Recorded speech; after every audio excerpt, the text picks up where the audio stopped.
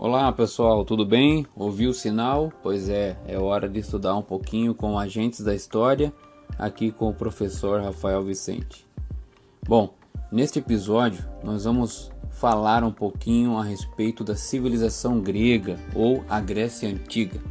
Bom, a linguagem que nós usamos, a organização política, o sistema educacional, a maneira de fazer ciência, arte, arquitetura e muitas outras coisas sofreram profunda influência da civilização grega.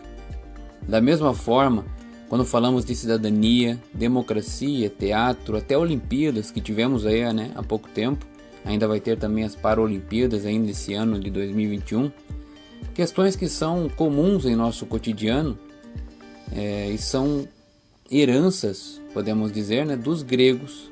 Os gregos deixaram essas heranças aí para nós.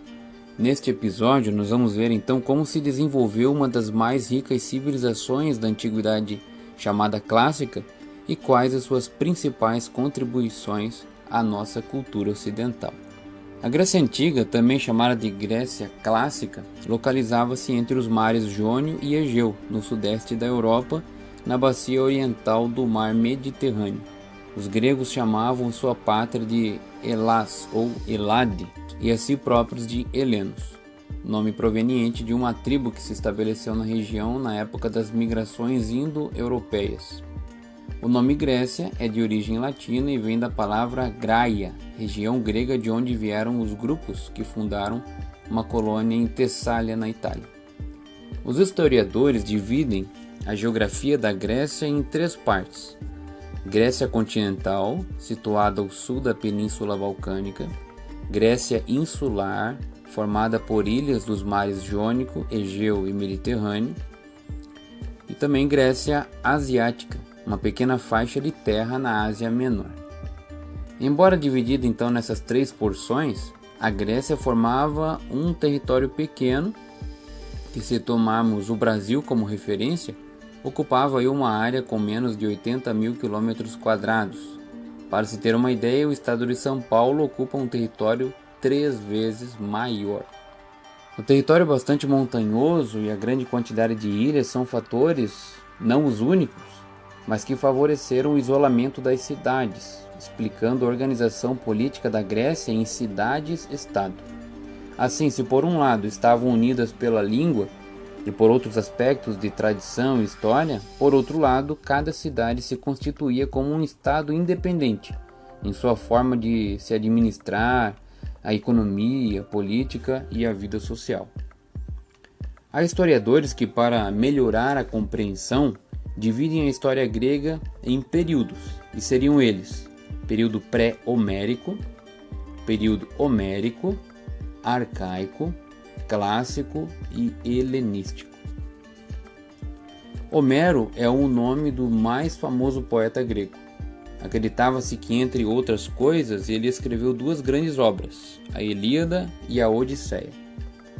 A primeira narra a Guerra de Troia, em que se enfrentaram gregos e troianos.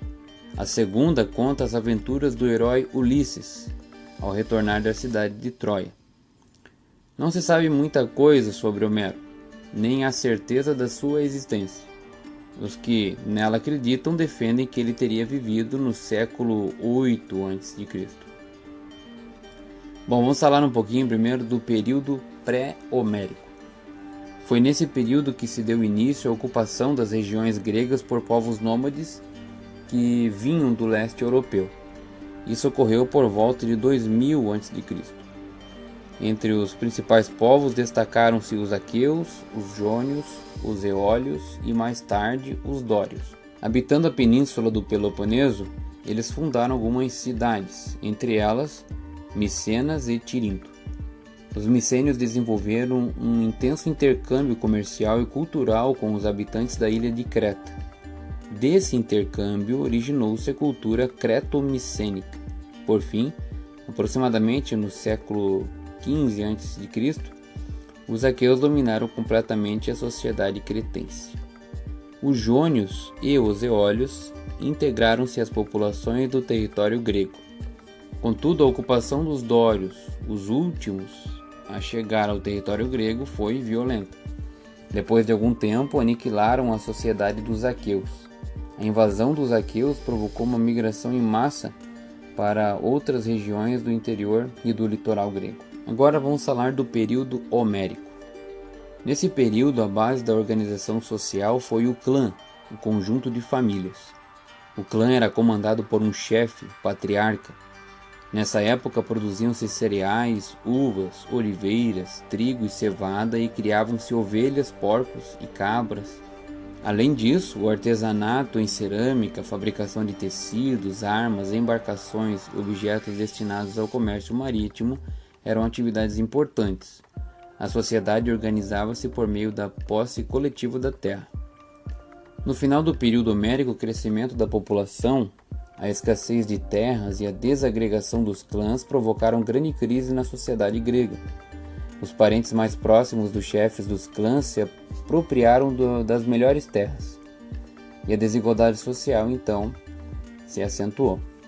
Com o tempo, a sociedade estava dividida entre os proprietários de terras, a aristocracia rural, e os não proprietários.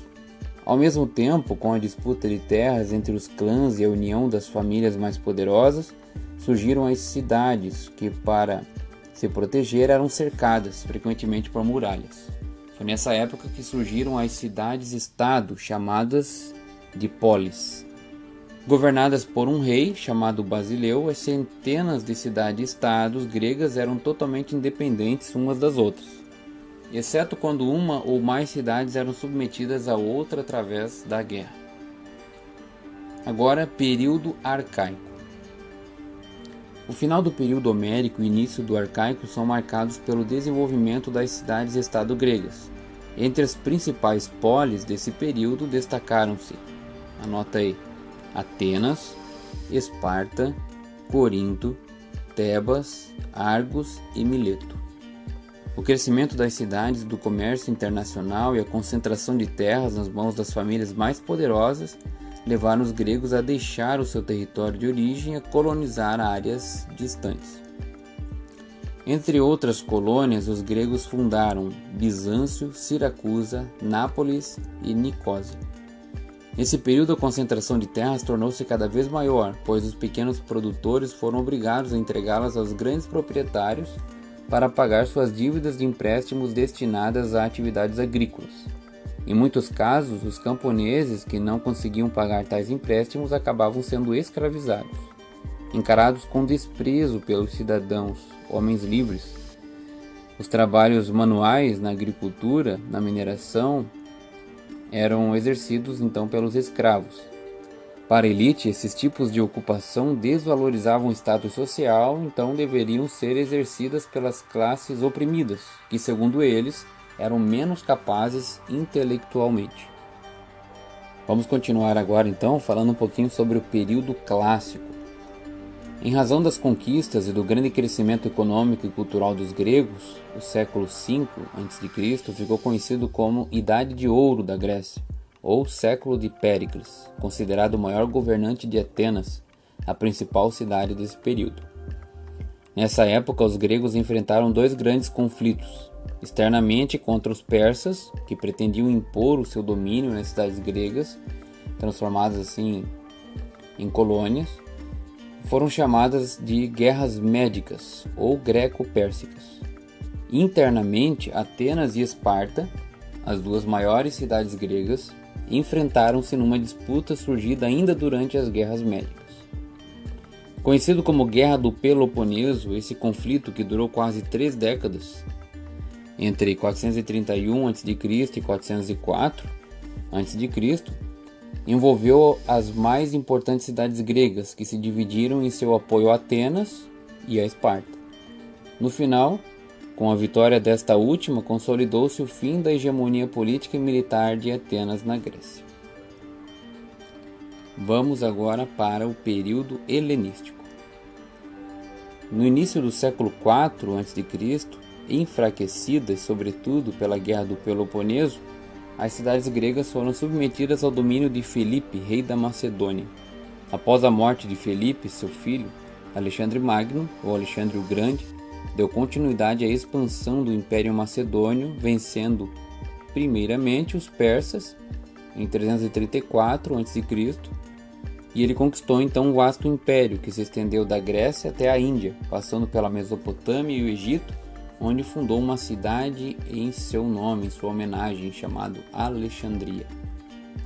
A expansão da cultura grega por meio de sua fusão com os de outros povos conquistados, em especial a egípcia, a mesopotâmica e a persa, é chamada pelos estudiosos de helenismo ou cultura helenística, uma mistura de elementos culturais orientais e ocidentais.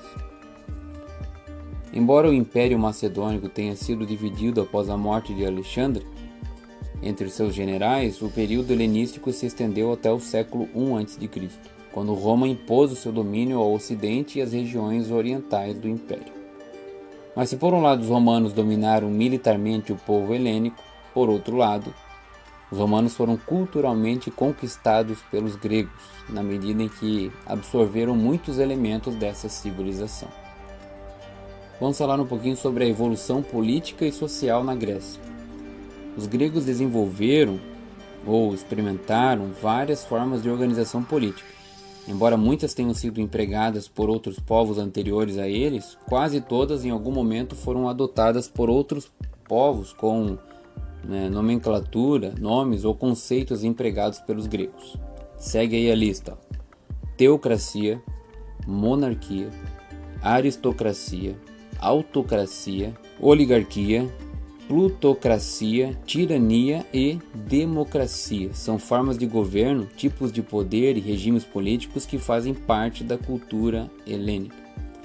Alguns foram adotados pelas polis. Outros, porém, mais restritos ao campo da teoria, faziam parte do debate filosófico e político dos cidadãos.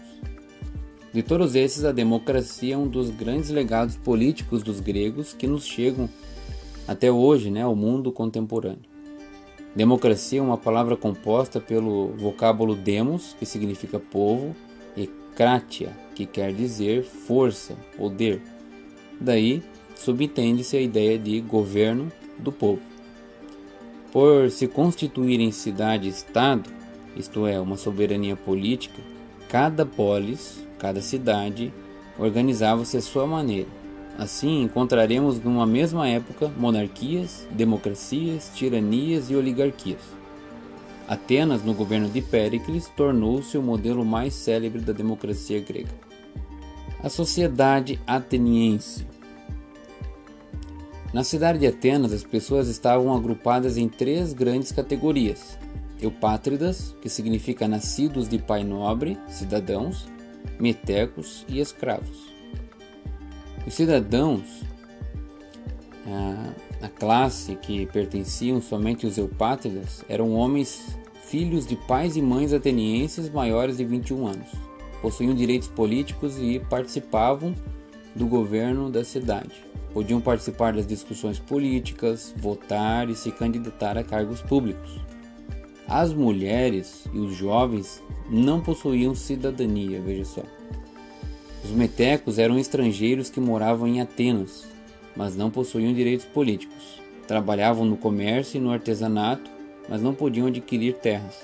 Pagavam impostos e, em alguns momentos, poderiam ser convocados para a guerra. Os escravos, em geral, prisioneiros de guerra, filhos de escravos ou camponeses endividados, formavam a metade da população.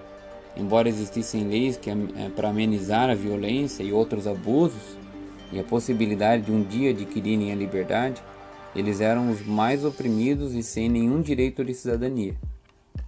Os camponeses escravizados, sobretudo os mineiros, sofriam as piores formas de opressão.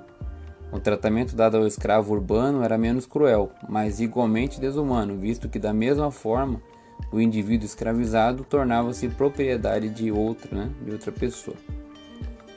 A educação em Atenas, destinada apenas aos cidadãos atenienses, visava a formação integral do ser humano. Por isso, os estudos das artes, da ciência e das humanidades em geral eram tão importantes quanto a preparação física dos cidadãos.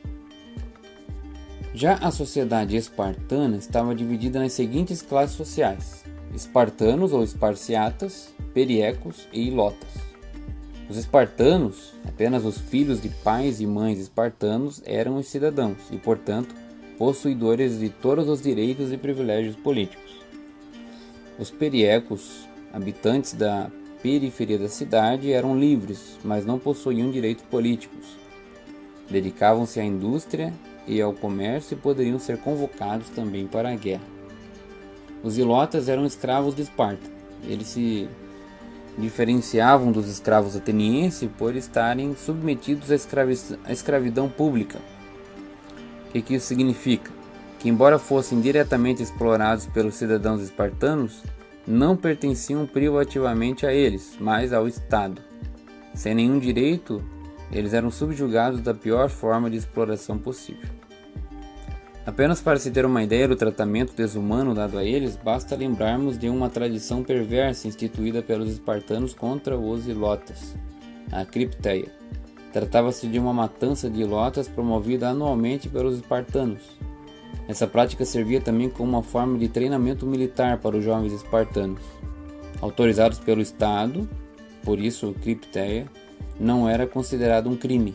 Esses jovens se infiltravam no meio da população camponesa com o objetivo de espionar possíveis revoltas de escravos. Assim, numa certa noite do ano, eles invadiam as aldeias e promoviam violentos massacres contra os camponeses, matando inclusive aqueles e aquelas que já haviam conseguido o direito de liberdade. Além de se constituir como um estado oligárquico, portanto não democrático, Esparta se diferenciava de Atenas em seu aspecto educacional. Estava comprometida com a formação do indivíduo para a guerra. Era então um estado militar. Assim, da infância à idade adulta, os espartanos, durante 13 anos, se submetiam ao treinamento e à disciplina, cujos objetivos eram a preservação da ordem interna e o preparo então para combaterem os inimigos estrangeiros. Para fechar, vamos falar um pouquinho aqui sobre a religião e a cultura dos gregos, né? As cidades gregas eram politeístas. As principais divindades eram veneradas em todas as cidades. Eram os casos de Atena, Apolo e Zeus. Os deuses e as deusas eram feitos à imagem e semelhança de homens e mulheres, distinguindo-se deles pela imortalidade.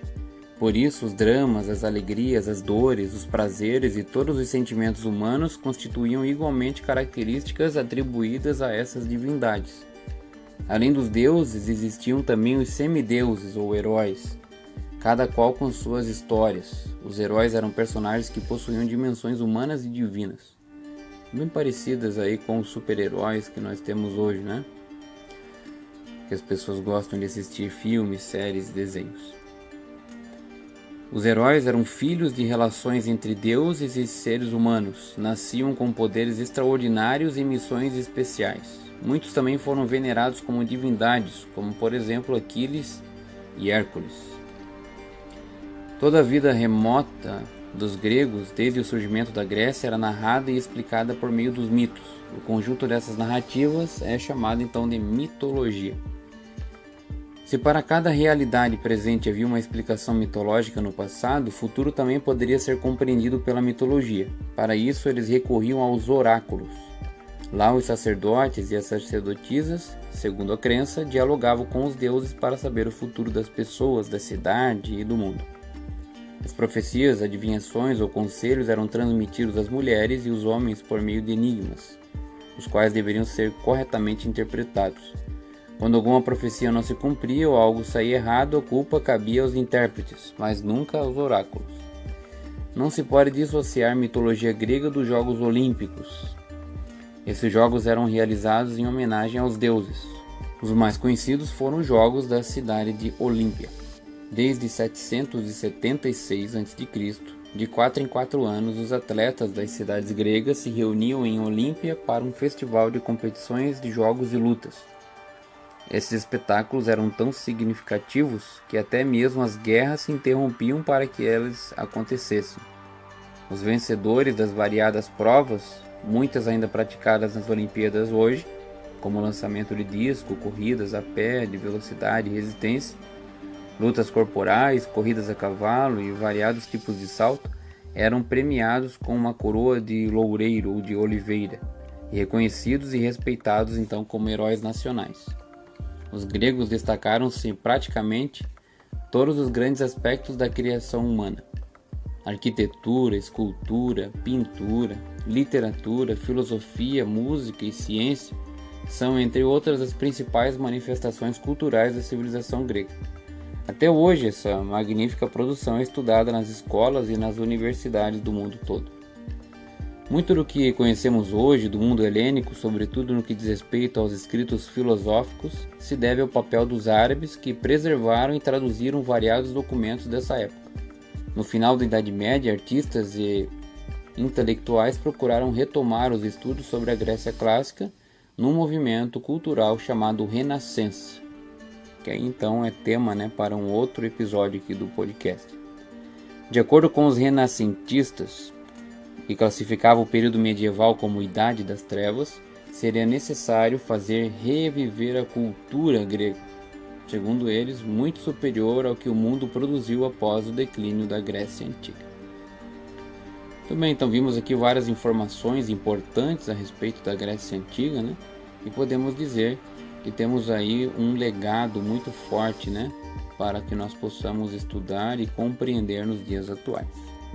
Então fechamos por aqui, deixo um grande abraço a todos e não esqueçam de se inscrever aí no canal, do Agentes da História, tanto no YouTube, no Spotify, seguir o blog agentesdahistoria.blogspot.com para estar sempre por dentro aí de novidades e poder assim estudar a disciplina de História com uns instrumentos e ferramentas adicionais aí preparados para vocês.